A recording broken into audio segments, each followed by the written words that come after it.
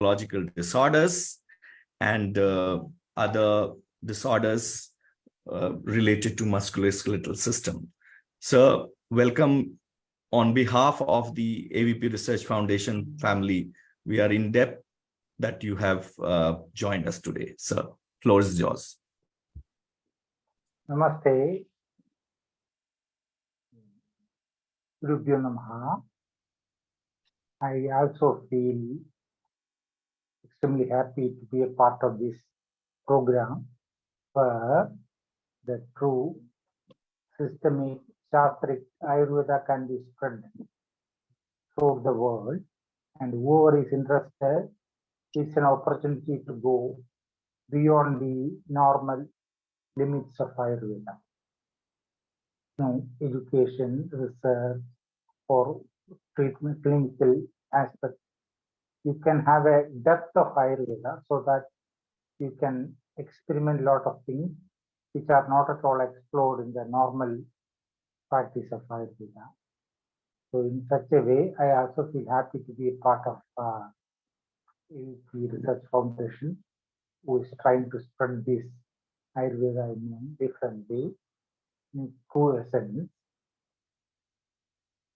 So today I thought I will talk about Vata Vyaadhi. That is how we call it as Vata Vyaadhi. A disease in which Vata is prominent. That is the meaning of Vata Vyaadhi. Vata is, I think I am addressing the public as well. So I need to say that I need to explain the meaning of all these things. Also, it's not very technical. Still, Vata is disturbed. Vata movement is impaired. Vata is nothing but the subtle plane where the energy is responsible for entire movements in the body. And everybody knows that movement is the life. The moment the movement stops, life also, physical body also stops functioning. So this is almost about the physical body. We say the most subtle plane is important for its movement. Whatever is responsible for the movement, we call it as Vata. So when this movement is impaired, accordingly functions are impaired, then we start calling it as a disease. The movement where the movement is prominent, like your locomotion or major function like heart or brain, where the major movements are very important for the body, and if those functions are impaired, then all we call it as Vata Vyaadhi. When your major movements are impaired due to the lack of movement or impaired movement in the subtle planes of the body, then only we say Vata Vyaadhi. Otherwise, in every disease, the functions of the structure is impaired, movements in the structure is impaired, for which the structure must be weakened. A weak structure results in the impaired movement of that structure, and we say the functions are impaired, and then disease is manifested. So, in that understanding, every disease you have a Vata element confined to that organ or that area.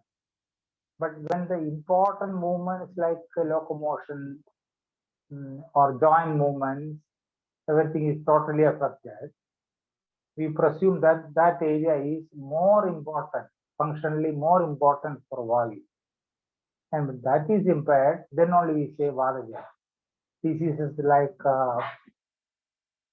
what we say hemiplegia or Parkinson's disease or facial paralysis, or we say sciatic neuritis, that kind of diseases all come under the category of Vata Vyaadhi. Not only the neurological disorder, we also include certain other diseases like joint disorder. For example, when movements, the shoulder joint is totally affected, joint is dried up, affecting the free movement of joint, we say frozen shoulder. That also come under Vata Vyaadhi according to us.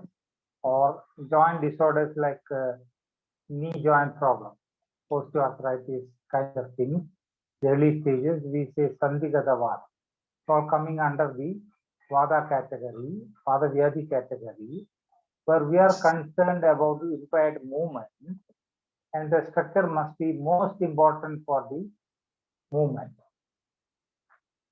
Then we call it as Vata Vyaadhi. So Vata Vyaadhi means this is almost like, in Western science, according to Einstein, we say the matter is contained with energy only in the subtle plane. If you explore the matter, subtle plane is only energy which is responsible for movement. So we give a lot of importance to this movement. When the movement is disturbed or impaired, we say you are going to have a structural weakness, and structure may be damaged or weakened. So we start interfering in that process, and to ensure that the structure is picked up, it is brought back to normality, made healthier, to facilitate the extra normal movements in the body.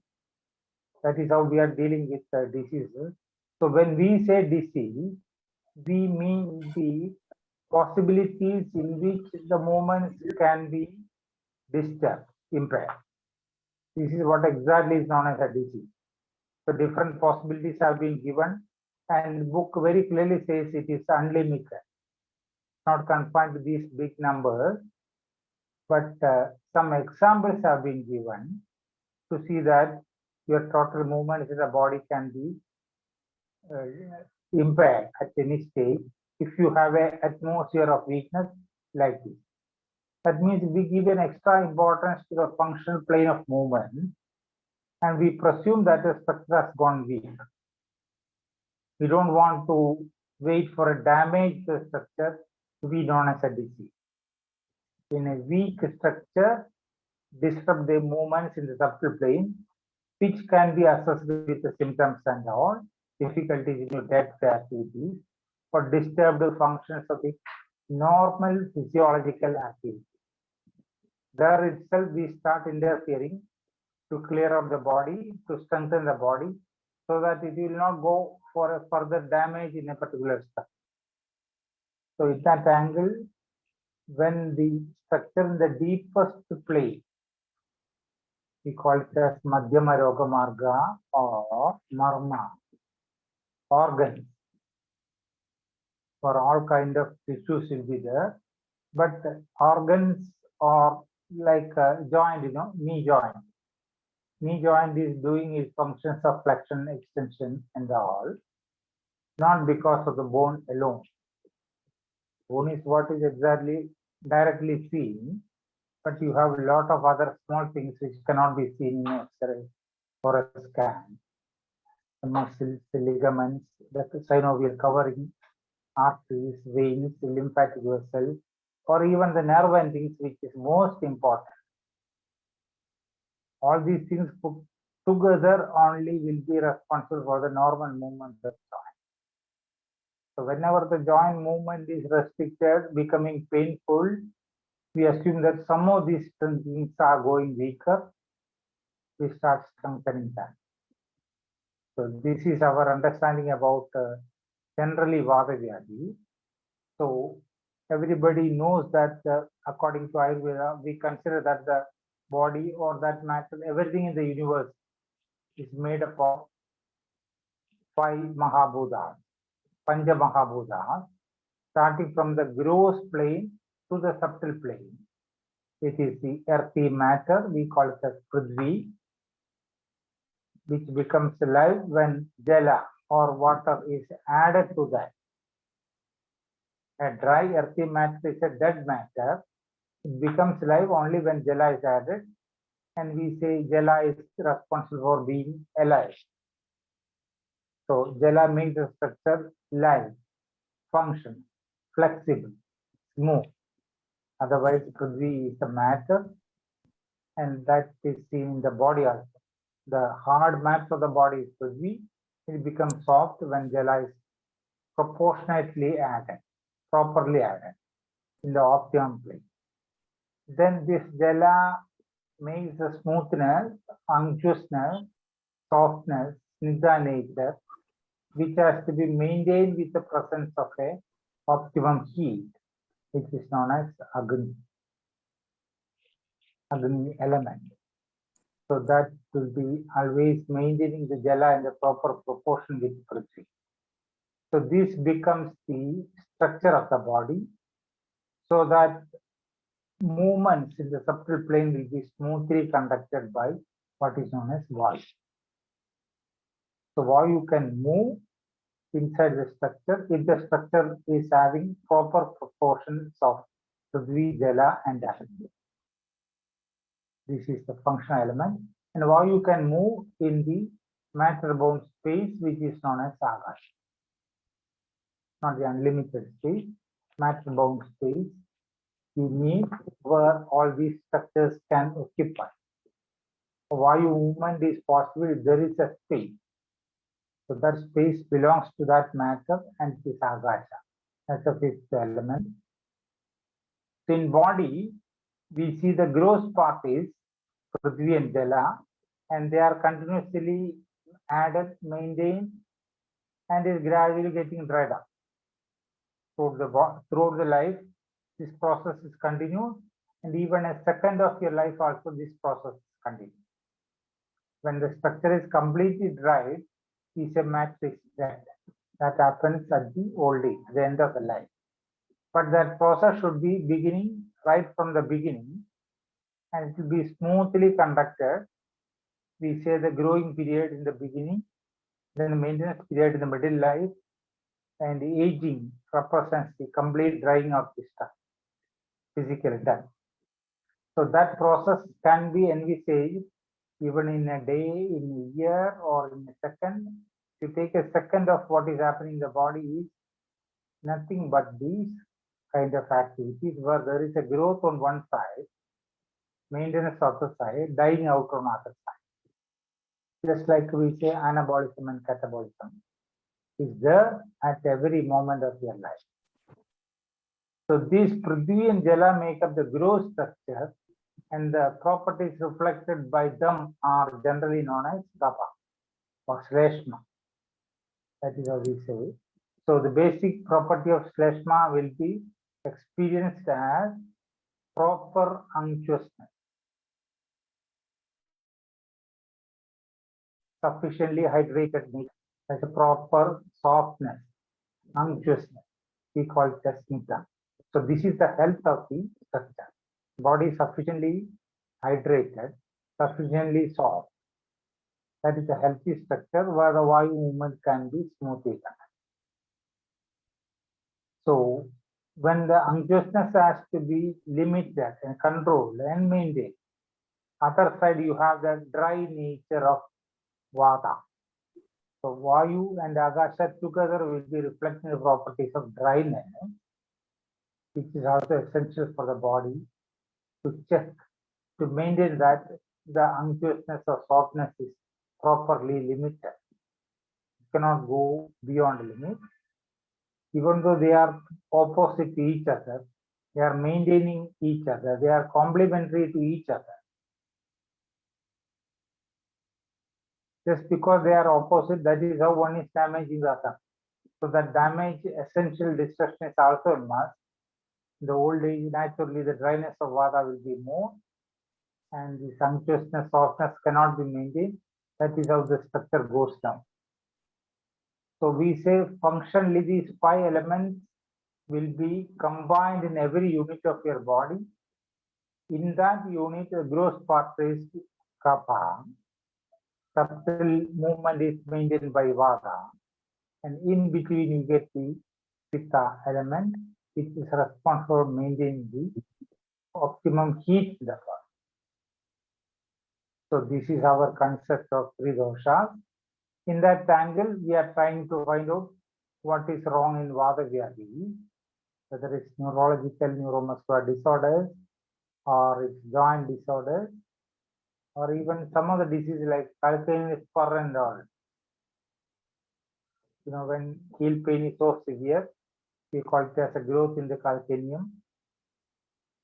In our understanding is that The calcaneum, lower inferior part of the calcaneum is added with the major tendocalcaneum.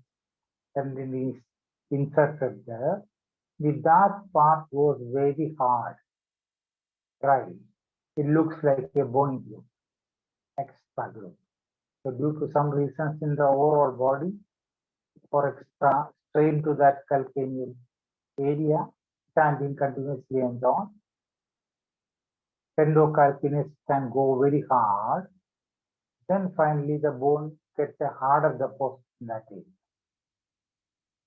So such disease also come under Vata Vyaadhi, because we say the structure has gone very dry, become hard, so that the smooth movement in that area is not permitted properly. That is our concern. The movement is not permitted, structure is not damaged, but the structure has gone weak. So this is our understanding. When movement is impaired in major areas, which is important for your normal movements in the body, we presume that the structure has gone weak. Structure is depleted with the snigdha content, or the soft nature has gone down. How to improve the soft nature? That is the major treatment understanding of all Vata Vyaadhi. One structure has gone down, or the deepest structures, we say the Madhyama Roga Marga, has gone dry, comparatively dry. It's not absolute dryness, then you cannot revive. It should be unctuous, soft enough to conduct the Vata movement. When that soft nature has gone down, we say the opposite dryness has come up. Then the movement, subtle plane becomes little difficult. In gross plane, you see the restricted movement. So our way is to see how you can make the structure sufficiently unctuous. How the unctuousness, snigdha nature can be induced into the body. What are your requirements for that? So we say for all Vata treatments, Snehanam and Swedanam is the basic thing. Snehanam is the injection of snigdha things, either internally or externally. It will be accepted when you apply it with Ushna, heating thing, controlled heating thing, not unlimited. Lot of heat is damaging everything. So controlled, limited heating should be done along with the snigdha medicines or oils or whatever. For example, we always tell people to apply oil heated, warm oil. So that warm, controlled heat will be helping to open up these small channels where the unctuousness from the oil can be easily accepted. So to accept the unctuousness, we need a minimum heat. There are medicines which are prominent for the snigdha content and ushna content. So such medicines are given internally to ensure that the snigdha is sufficiently supplied. Structures are made soft so that the movement will be gradually encouraged and made possible. That's what we are doing. So most porous part in the body is the skin. So most of the diseases, whether it is in a neck or whole body or a knee or the low back, our way will be to do the oil massage and now through the body. So that is the most porous part in the body. And oil is applied, heated oil is applied all over the body. Slowly, the snigdha content will be easily entering into the body to make all passages smoother, snigdha, so that you ensure that movements are done without much restriction. So that is why the importance of abhyangam or oil massage. That's why it is done all over the body, even if the disease is confined to a shoulder joint or a neck pain or a low back pain or knee pain. sciatic practice, or even hemiplegia. All over the body you have difficulty, but our route is to induce the unconsciousness. And the best route for that induction of sphincter content is the skin. So all over the body we have to do the oil application. Complementary to that, we do it in the head as well, because body is functionally 5 sense organs, we know. With the 5 sense organs only we are connected to the external world. Of that, one most important one is the skin, where we are doing this oil application. Rest 4 are situated in the head, eyes, nose, tongue, and ear, which are connected similar to the 5 elements in the body. So that consolidated part of element or stronger presence of element, you will feel like, in the Agni is more consolidated in the eyes. So 4 sense organs are within the head. There also the movement of those sense organs are more important. So that movement is attributed to Vata. So we say all sense organs are functionally maintained by Vayu or Vata. So we need to apply the oil on the head also, complementary to what we are doing on the skin. Okay, so that is a route through which consciousness can be induced into the body. In any kind of disease, this is possible. It need not be a neurological disorder, musculoskeletal problem, or anything.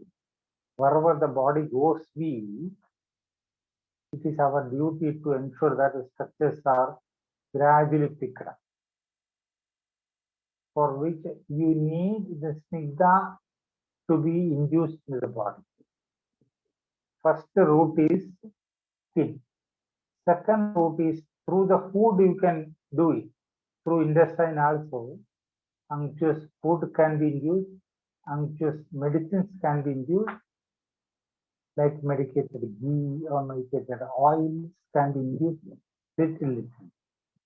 If that has to be induced properly, effectively, we need to ensure that your digestive capacity is normalized. Digestive capacity is known as Agni. Agni is not physically visible. Sometimes it is visible, sometimes it's not visible. But Agni will be properly functioning if the stomach is healthier. Structure of the stomach is healthier. Movement of the stomach, contractions or peristaltic movements are properly done. So then your digestive capacity will be properly done. We say Agni. That naturally becomes the most important part, because everything your body needs to get from the food you are taking. Food may be all right, it contains everything what is needed, but your digestive capacity, Agni has to decide whether it is properly destroyed, disintegrated, to be assimilated into the body. So more than the food, we give importance to your Agni, which is connected with the structural capacity of your stomach. The stomach has to be targeted and proper Agni has to be created. Then only the Snigdha medicines or Snigdha food will be easily accepted into the body. So through the stomach also you can induce Snigdha content so that the whole structure can be made healthier. In the digestive tract, distal part of the intestine, that's almost large intestine, where the entire food is destroyed and the essential things are absorbed. Only waste part is moving. So we say the part, the unctuousness, soft nature of the food is taken to the body. What is left is a dry nature. So distal part of the intestine, alimentary tract, as a large intestine, is prominent for the dryness, maintaining the dryness in the body, thereby maintaining the Vata nature in the body. Internally, large intestine is that. So if dryness is more in the large intestine, it can gradually reflect in different structures, gradually getting dried up. So wherever we need to induce dryness, we say large intestine, or Pakwasam is also another route. Through Pakwasha, we give oil, enema, and all, where the unctuousness will be easily, dryness will be reduced and unctuousness will be easily traveling to different parts of the body. Because normally the dryness is maintained in the body, everywhere in the body from the large intestine. So if dryness is more anywhere, next option is to induce it through the enema. We call it as Vasti. So it's a drug of choice for Vata, where unctuous things can be induced, like oil enema, or even Kashaya Vasti, or any enema to be either mixed with oil content or to be followed by oil enema, where the unctuousness is induced through distal part of the intestine. So we have mainly three routes. One is skin all over the body, through which easily unctuous can be induced.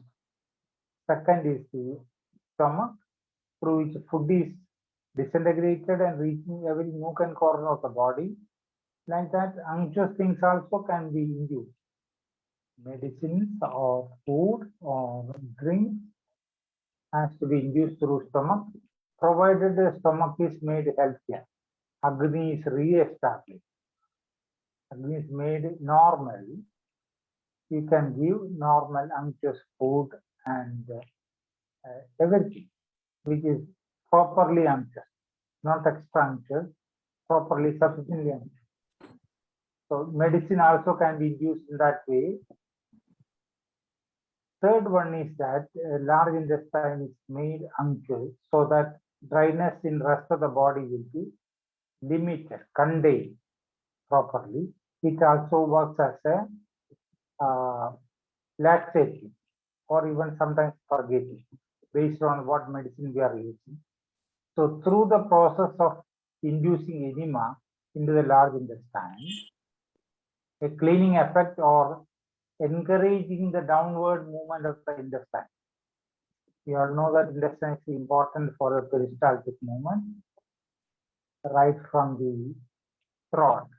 It has to move down till the anal canal, and this movement should be there, smoothly conducted throughout your life. So how important is the movement? According to Ayurveda, intestine, we call it as kosta. It's most important for Vayu. Now we all know that latest studies show that Parkinson starts from the gut. Parkinson disease starts from the gut. So gut has gained an extra importance in dealing with the Parkinson law. For us, all diseases, gut or intestine is most important because the entire movements the body is initiated through the smooth movement of intestine, which is a very long structure, 6 meters long, we know that, and it has to move smoothly throughout your life. So it movement of the intestine, kosta, is very important because that movement is getting transferred into rest of the body. Based on the movement in the intestine, the food contents or the unctuousness is transferred and reaching every part of the body. So there also the movement is important. Movement is disturbed, like constipation or a bloating, or you feel heaviness. There itself we start looking into what is wrong with your intestine. You don't wait for a damage. Movement is not happening, means structure is gradually going weak. You don't have to wait for a damage to the structure. Before that, you can interfere, you can establish, you can induce things so that the intestine is made healthier, movements become better. So movement of the Vayu in the intestine is responsible for maintaining the rest of the movements in the body. So intestine also is given important role. Stomach is important, large intestine is important, then skin is important. These are the areas through which you can induce the unctuousness into the body so that the structure is made healthier to facilitate a comfortable movement in the body. And this is very important for all diseases. You get disease when the movements are impaired. And when movements are impaired, we assume the structure has gone weak, means structure has gone dry. It may be a single organ, it may be the whole body. Examples have been given accordingly. So our work is to induce unctuousness based on the disease or organ or area specific. And basically we will be using the herbs, which are also part of the universe, made up of 5 Buddha, similar to your body, familiar to your body. We say Satyam, adapted to your body, so easily to be accepted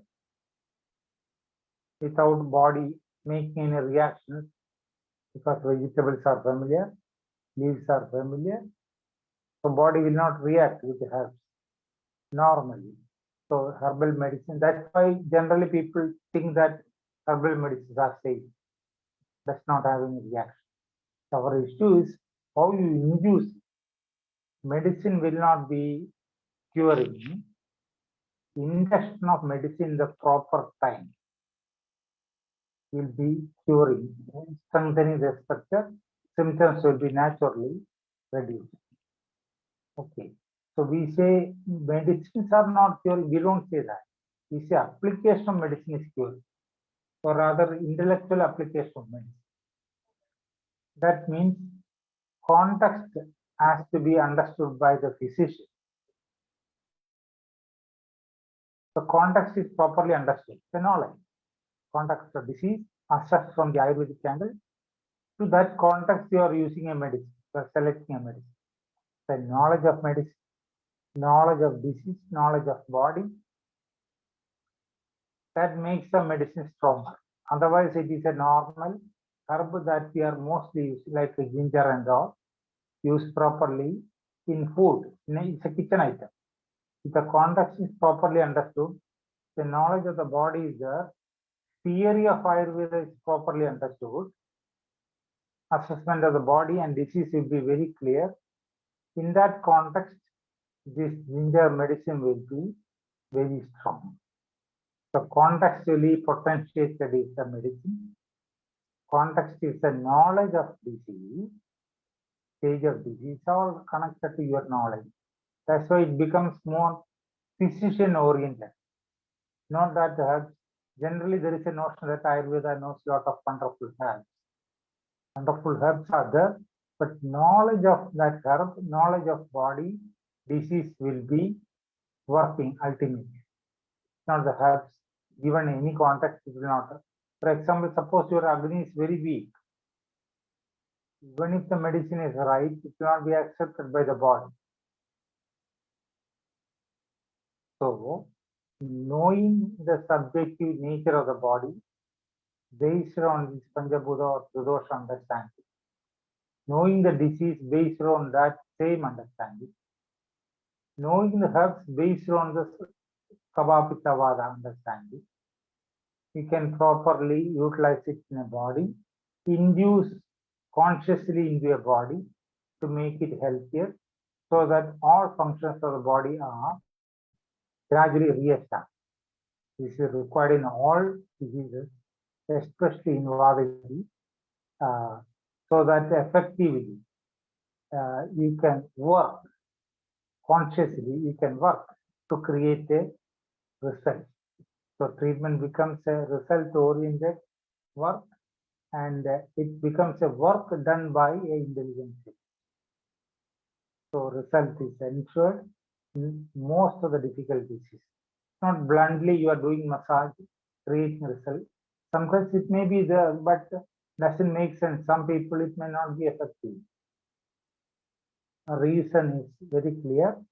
How you are inducing, it depends upon the physician. Physician's understanding or the knowledge of what is Ayurveda, how normal body is functioning, how disease status is disturbed, what are your options to induce strength into the body. We say Beladishtanam Arogyam, Arogyartha Kriya.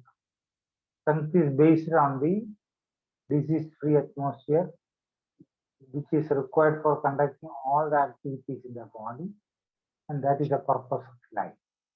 With these few words, let me conclude, and now it is open for a discussion. Dr. Somit. Sir, thank you for your this opening remark. I hope I'm audible. Yes. So I think kind of in a perfect introduction to how Ayurveda can a major role in reestablishing health, which we talk about. So Ayurveda is not a medical science rather than science of having a healthy and long life. Continuing with this discussion, I would like to just seek your guidance on there is a major challenge which has happened, and a plethora of Vata Vyaadhis, disorders with movement or circulation has coming up with the background of COVID. Post-COVID, we have seen these challenges that the incidence of stroke or unexplained autoimmune mediated arthritis are coming up. So how would you like to kind of give the right message as to, because this is a reality now and we need to kind of understand the pathogenesis and modify our diet and lifestyle and other advices, what you like to give people at large? So in the context of COVID, or rather pandemic, we need to say this has been envisaged maybe 5,000, 10,000 years back by Charaga. He has very clearly mentioned that just like any other disease, any other viral infection, which can disturb your total movement very easily, and if it is not properly maintained with a healthy body, healthy mind, it can precipitate dysfunctions in every plane of thought. So when COVID happened, we know that through the world, a lot of fear was unknowingly created, sometimes maybe knowingly created, we don't know. But whoever is having that kind of a weakness in the plane of mind, they will be precipitated with a difficulty in the mental plane. That's why the post-COVID depression claims. Whoever is having a strain, extra use of nervous system, by nature of work, by nature of its own nature, overthinking, they can have an extra weakness once this kind of a disease is manifested and cured later. Cured in the sense, when we say COVID is cured, we say only the blood test. We don't talk about re-establishing the health. So wherever, whichever system is widely used by the individual, that system can precipitate an extra weakness, even though COVID is cured. It can be physical, it can be even mental plane that can suffer after the COVID. So different, when we had a research and all, we used to say that even if the COVID has shown negative, you need to continue with some medications and so on, at least for 1 or 2 months, to ensure that you are brought back to the healthy state, earlier state. Otherwise, later you will be suffering from some difficulty. So that is our understanding. Whenever disease comes, especially this kind of viral infection, H1N1, Ebola, or COVID kind of new things, viral things, there is no direct treatment. It can affect the body very badly. It can create structural weakness. So whichever structure you are using too much, you need to give an extra importance to pick up that structure in dealing with such situation.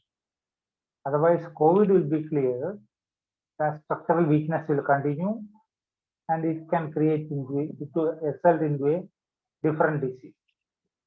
This is what is happening. So our understanding very clearly makes it possible that you need to re-establish the health in any disease, especially in COVID kind of a thing, which has impact on the physical and the mental planes of the body, and there is no direct treatment of COVID.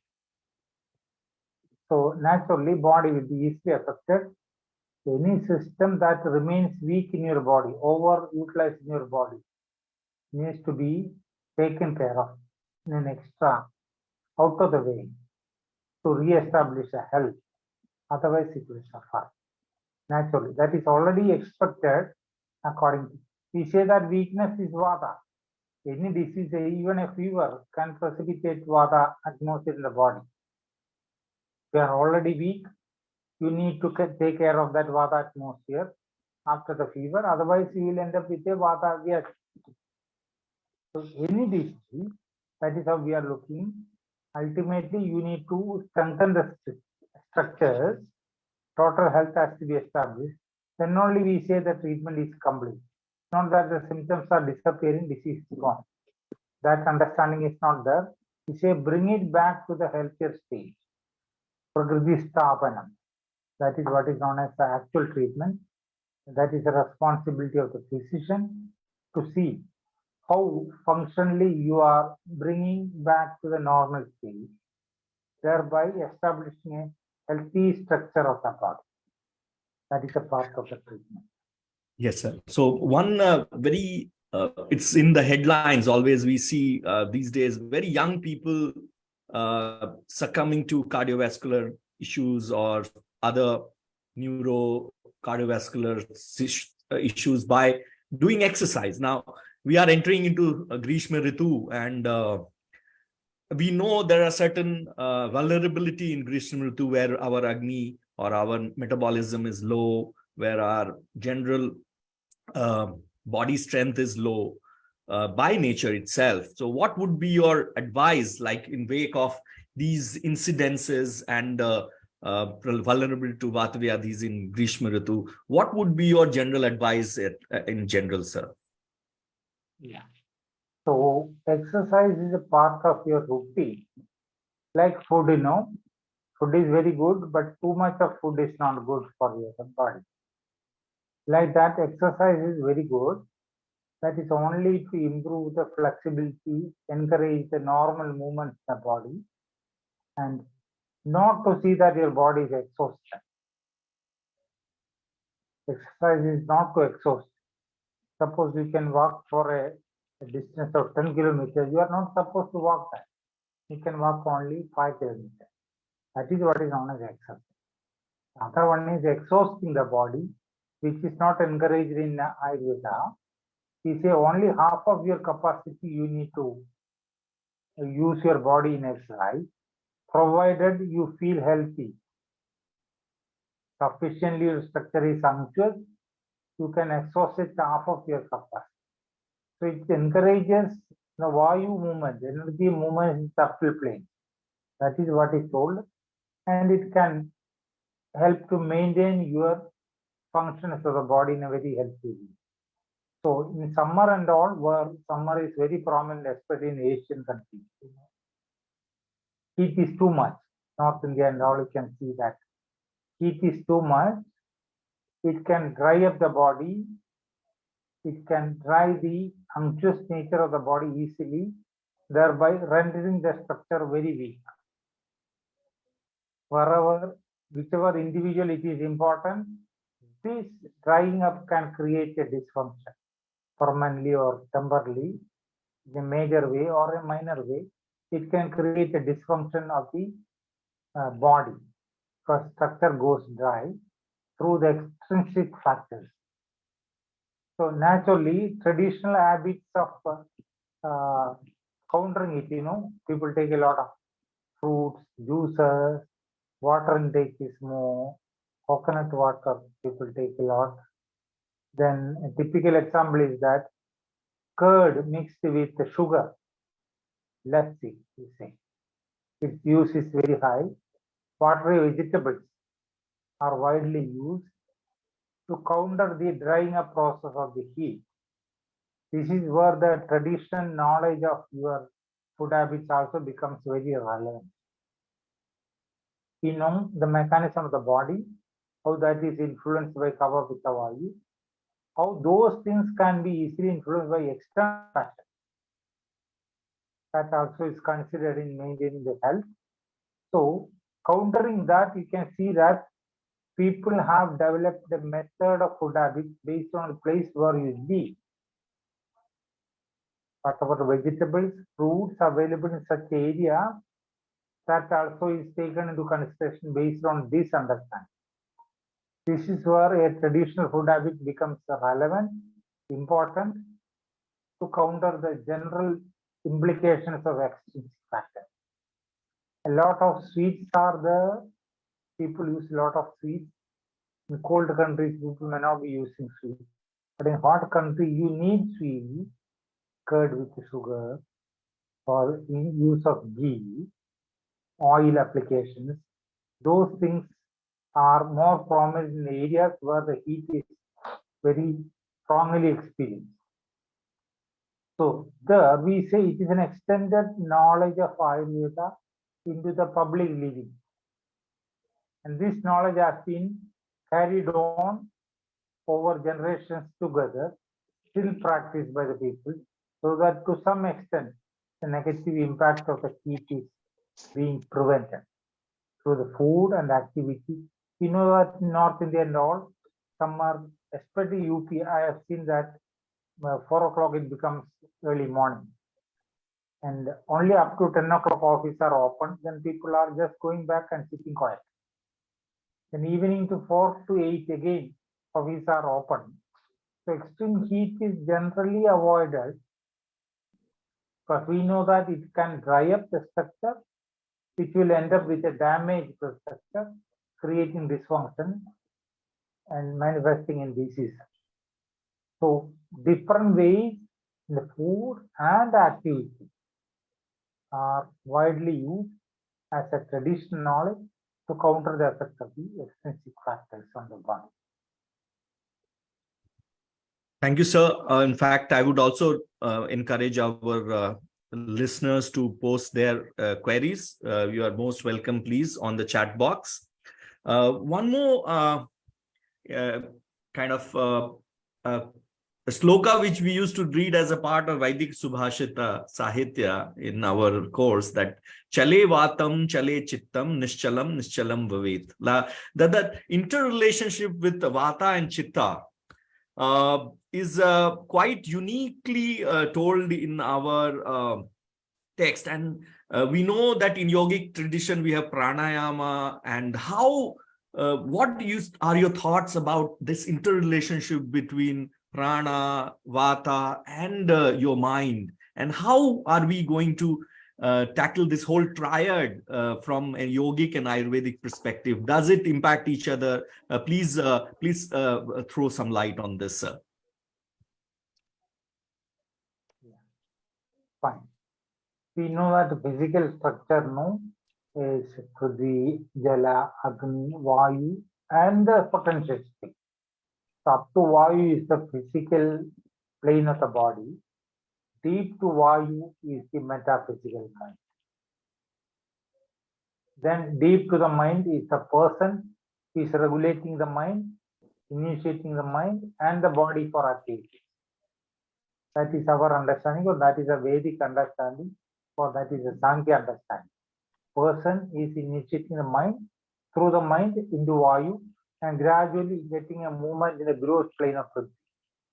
That is what is known as the physical activity. So subtle plane, physical plane, you can count up to the level of Vayu. Deep to that, it is a metaphysical mind. The movement, extra movement in the Vayu can be influencing the movement of mind as well.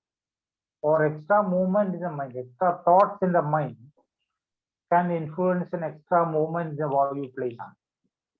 So we say pranasya chitta vahana. Prana, along with the prana, Vayu which travels all over the body. Vayu is also moving. Or Vayu is carried all over the body through Vayu. So movement of Vayu, extra movement of Vayu can disturb the mind as well. Extra thought process in the mind can disturb the Vayu movement also. So yoga kind of things, yoga or Ayurveda, everything which is connected to the Vedic line of understanding is meant for, rather we say dharmartha kama moksha. Moksha is the realized status of an individual, where what exactly is the individual is. Everybody wrongly easily thinks that body is individual, mind is individual.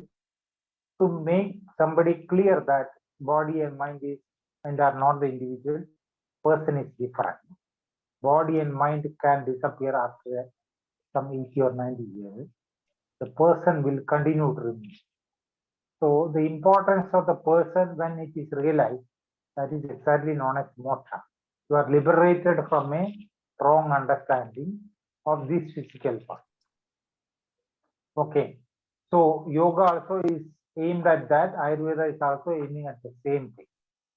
So Ayurveda makes things very clear. Physical plane is made healthier so that the Vayu movement is smoother.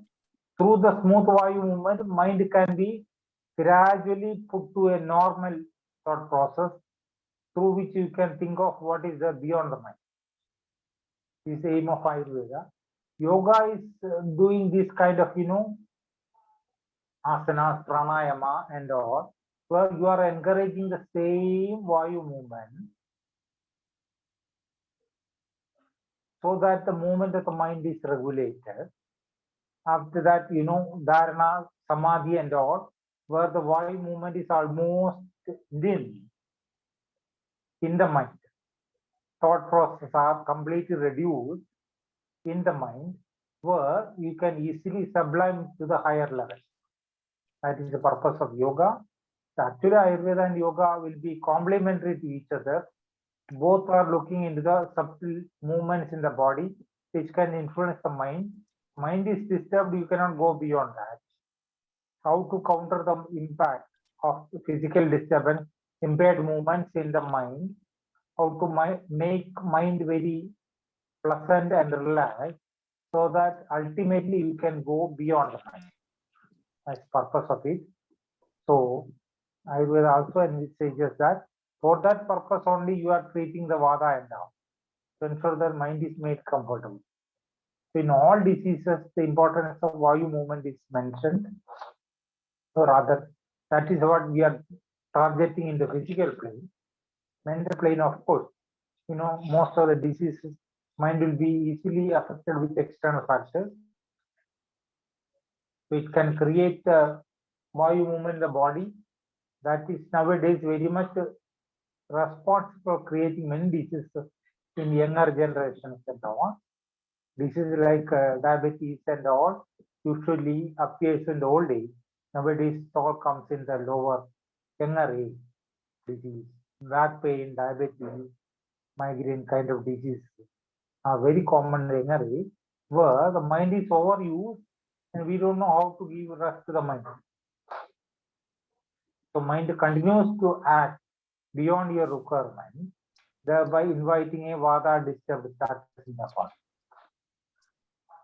So Ayurveda looks into the entire individual holistically. All the three planes are considered while dealing with an individual: physical plane, mental plane, and the subtle.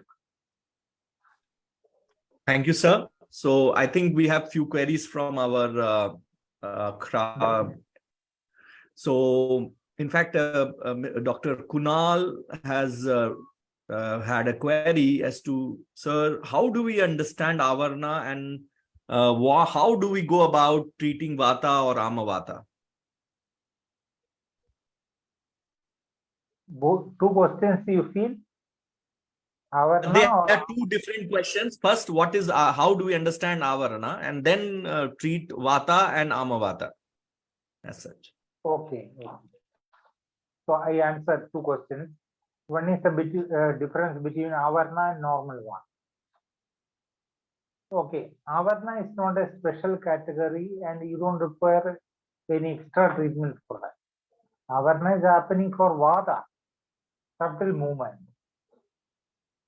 Avarno, Margavaroda. If the movement of Vayu can be disturbed due to some direct block. And then the Vayu will not be expressed by itself. What is blocking will be expressed. That is the only issue. So you can have Avarna with Kaba and Pitta or Dhatu. Whichever is gross, it can disturb the movement of Vayu. It happens in most of the diseases. For example, in the Kasa, if Kaba is too much increased, you know that the Vayu movement is disturbed.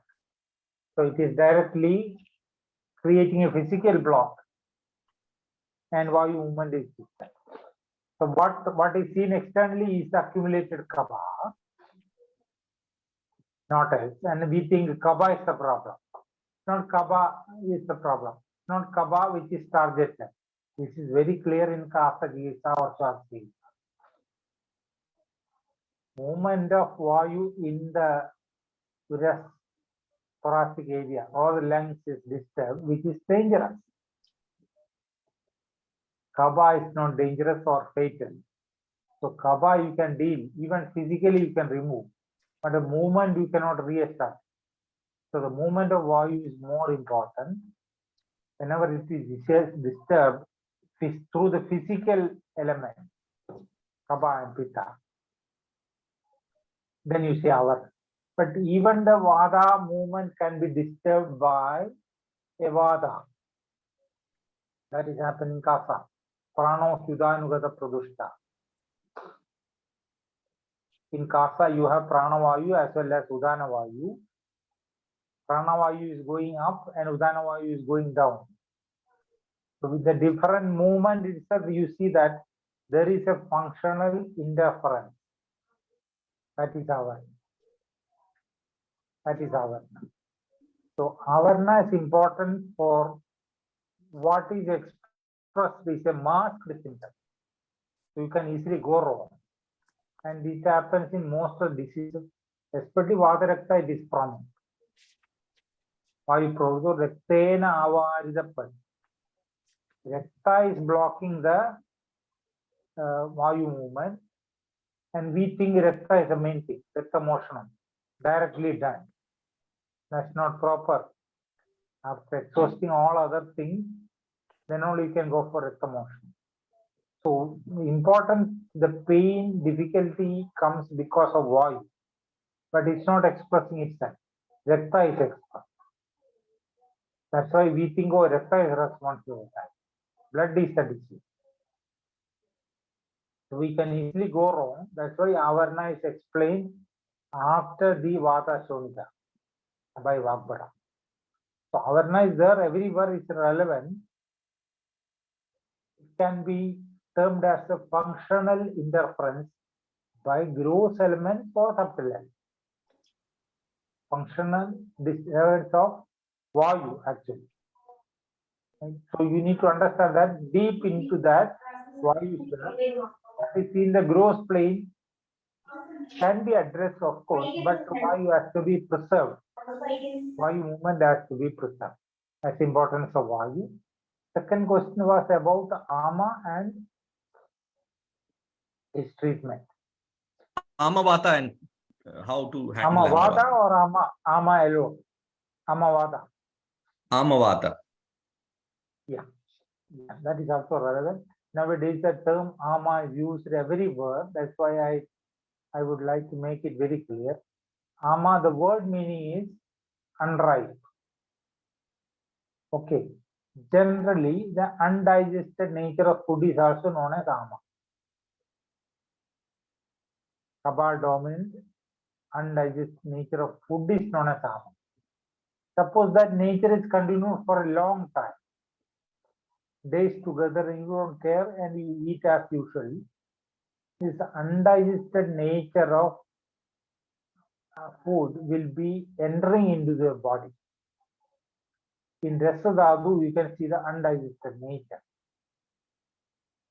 Then it becomes pathological Ama. That is actual Ama.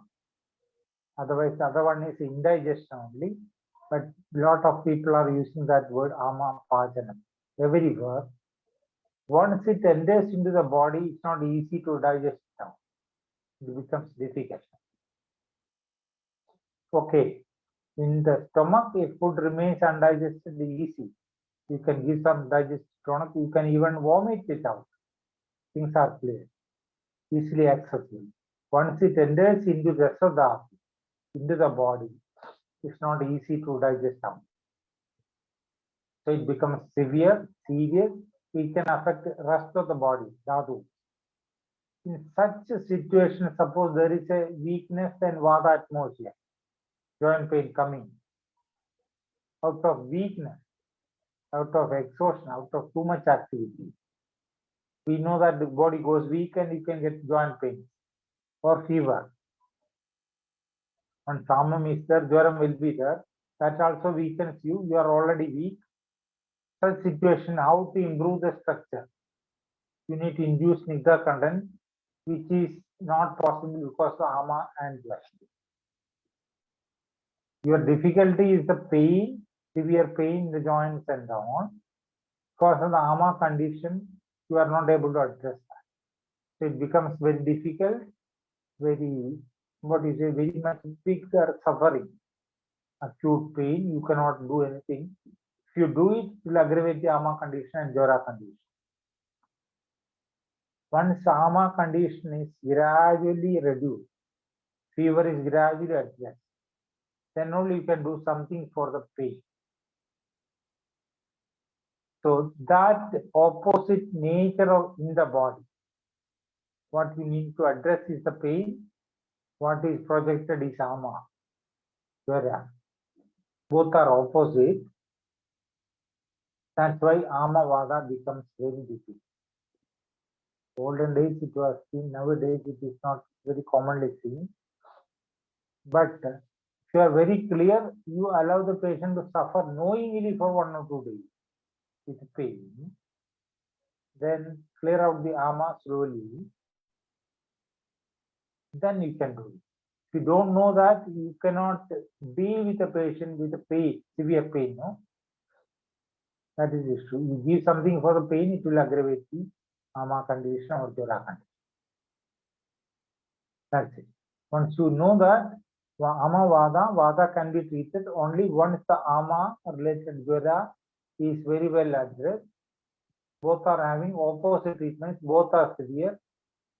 Pain will be more disturbing the patient because that is related to vata, for which you need snigdha induction. Not possible as long as ama is there in the jara is there in the it becomes a difficult situation, acute condition. It's more like acute condition, not a chronic condition. Jara you cannot have long time. We say within 7 days it becomes nirama jara. So jara is more acute and amavadam also is more acute. When jara is over, you can easily put oil and all. It will respond very clearly to that. I think I addressed both questions. Yeah, thank you, sir, for that. It's quite an interesting question from Dr. Rupesh as to how to induce snehanam or treat Vata Vyaadhi in Grahani atmosphere. Okay. So you know Vagbada or Taraga over talks about diseases. As I told in the beginning, according to Ayurveda, when we say disease, it's not like what is told in the Western system. There are different possibilities of structural weakness being induced into the body. That is explained. It can induce weakness, maximum weakness into the deepest part of the body, which is known as Vata Vyaadhi. So Grahani is also one among that. Grahani is a weakness in the structure Grahani, and that is not important. What we say is that if the Grahani is weak, the total absorption of the snigdha content will be less. Over a period of time, the whole body can become less snigdha or rather rutra. Then you are vulnerable to even Vata Vyaadhi. So when you treat that, how to induce snigdha content through the stomach? You will have to treat Grahani as well. Otherwise, it's snigdha food or a Snigdha medicine will not be accepted into the body. So background disease also has to be identified. Certain diseases like Irahani, Arthas, Sagitaram, Pandu, Gulmam, which do not have a similar explanation in the allopathic science. But we say all these are major disorders. This is the meaning of it. These are possibilities of weak atmosphere in the body. Suppose the weakness goes to the deepest level, you can have a Vata Vyaadhi. So while dealing with that, while inducing the Snigdha content, you need to ensure that if it is Grahani, that part has to be continuously addressed.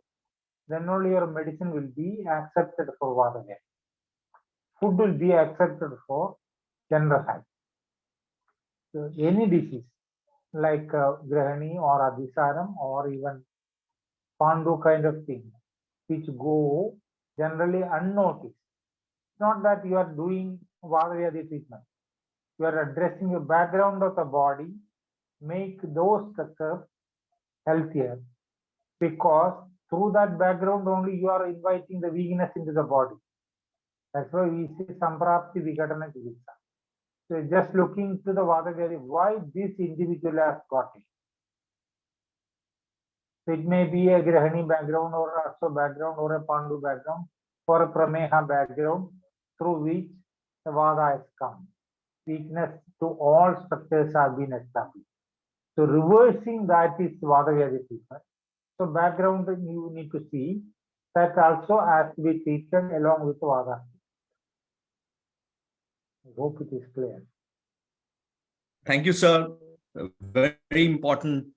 It kind of, in fact, we all know Dr. Rupesh is our colleague, and I think the kind of questions we are getting shows their kind of, coming to a lot of experience which they have had in their clinical, decision making. And thanks, sir, for guiding us so specifically and appropriately. Last question we have from Mr. Santosh Krishna.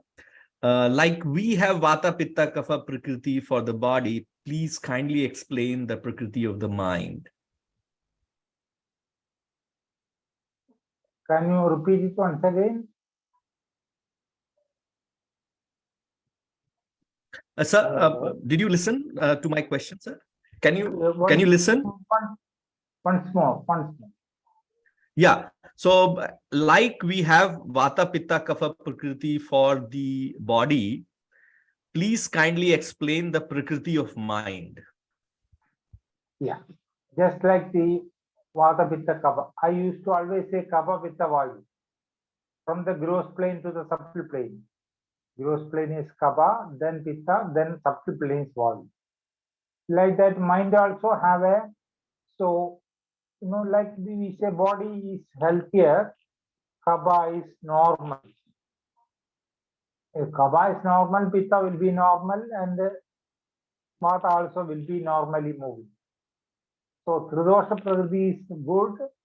In that, Kapha Prakriti will be attributed with the best property, character. Same way, mind is familiar, Satyam, stronger, comfortable with the Sattva. With Sattva, you are remaining closer to the self. Rajas and Tamas are opposite to that. You are away from the self. So you cannot be comfortable with Rajas and Tamas. Rajas is a mode of thinking where you get a wrong understanding of everything, but you think that is right. Tamas is lack of understanding. You are not concerned with that. Sattva is a proper understanding of everything. You are particular about the proper understanding, right understanding. You insist on that. That is Sattva. So, that mode of righteous thinking, righteous pursuing, genuine, inquisitive nature comes from the absolute. That's why Sattva mode is always closer to the self. And Sattva mode is always comfortable to you. So people also can have Sattva domination Everybody has got sattva, rajas, and tamas in this world. So sattva domination means rajas will be subdued. It is the tamas will be subdued. They are not into the focus of limelight. It is the sattva dominant people will be generally healthier. They know what to do, what to eat, what not to eat. They are concerned about how to maintain the physical health through food, activity, how to remain happy and relaxed in the mind. So they understand that and practice it. That just people will not be reaching up to that plane, no? So sattva dominant will be always good for that individual. So sattva prakriti will be always good. Rajas and tamas are against, and we know that they are, if rajas tamas are dominant, they are vulnerable to mental disease, according to Ayurveda. Prakriti, just like the physical plane, you can see. Kapha prakriti, we say sattva dominant. Sattva dominant means you know what is needed, what is not needed for the body and mind. Naturally will be better. And the digestic will be less, tamas will be less. If all the three are there in everybody, domination you talk about sattva, rajas, tamas. That is understanding of prakriti. And prakriti means you get by birth, rather from the parents or from the previous birth, which you cannot alter altogether. Whatever is acquired, you can grow it gradually, alter. Whatever you try to complement the prakriti, that is subjected to change, vikriti, everything. So whatever is acquired by birth, you cannot change. Can be from the past birth or through the parents. So sattva dominant prakriti, which we say three guna prakriti. The three gunas are balanced in what we say the absolute prakriti. Interbalance, even though they are opposite, nothing will be projected out. Or rather, it appears that there is no gunas at all, because they remain interbalanced in a balanced prakriti, absolute prakriti status. Normal human beings, of course, some of them will be projected in what we say the Lalita Sastam and all, where absolute status, this opposite gunas are interbalanced, so that it appears that there is no guna at all. Absolute physical balance also, you don't feel kapha, pitta, vata. They are there, absolute health, 100% health, which is imagination. You don't see any of the domination of kapha, pitta, vata. Mind also it is like that. Absolute state, you don't say sattva, rajas, tamas, because they remain interbalanced.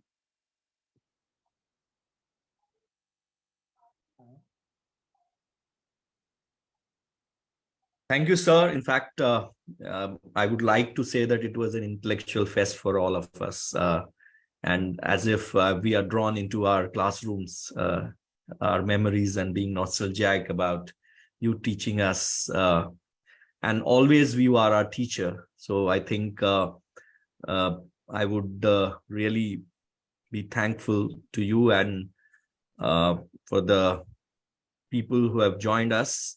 Please follow up for updates on the Facebook of AVP Research Foundation. The video of this interaction will be also available on our YouTube channel, PR Krishna Kumar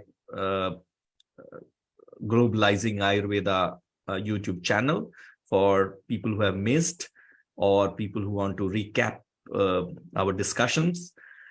Before we today end this session, I would request my colleague, Dr. Kirtana, to kindly give the vote of thanks. Yes, sir. First of all, on behalf of AVP Research Foundation, I would like to extend my hearty gratitude to respected Dr. Jayakrishnan for readily agreeing to this meet. As soon as we approached him, it was on a very short notice, and for being so supportive and cooperative throughout.